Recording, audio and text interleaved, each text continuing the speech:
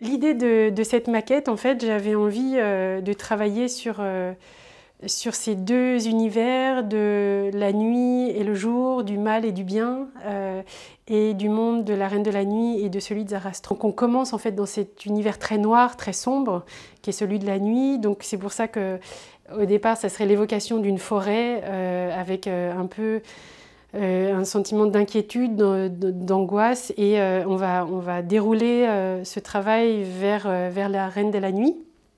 Voilà, et l'idée, ça serait qu'à la fin, ce monde des ténèbres et de la nuit soit englouti par ce même tulle qui s'avère être le costume en fait de la Reine de la Nuit. Donc ça serait la première partie dans voilà, dans cet univers très sombre.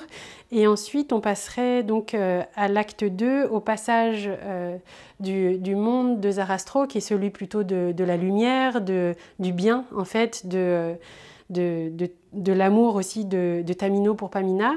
Et c'est ce que je voulais absolument qu'il se fasse aussi au sein du décor, c'est-à-dire que tout bouge tout le temps et que tous les éléments sont sur roulette. Tout tourne autour du chiffre 3 parce qu'en fait Mozart lui-même a fait partie de la franc-maçonnerie et le chiffre 3, bon, on le sait, est essentiel dans les loges et la franc-maçonnerie, et donc j'ai voulu vraiment travailler autour de ce chiffre, et finalement on retrouve le 3 partout. Donc dans les panneaux avec les barreaux à 3 barres, dans les 3 escaliers, et puis qui font un clin d'œil aussi aux 3 couples de la pièce, de l'opéra, également en fait aux 3 dames de la Reine de la Nuit, aux 3 prêtres. Enfin voilà, il y a ce chiffre 3 qui revient tout le temps et que je voulais vraiment symboliser aussi dans le décor concrètement. Finalement, on n'a plus que 3 musiciens, mais ça rentre aussi dans cette histoire-là du chiffre 3. Donc on aura un pianiste, un violoncelliste et un accordéoniste.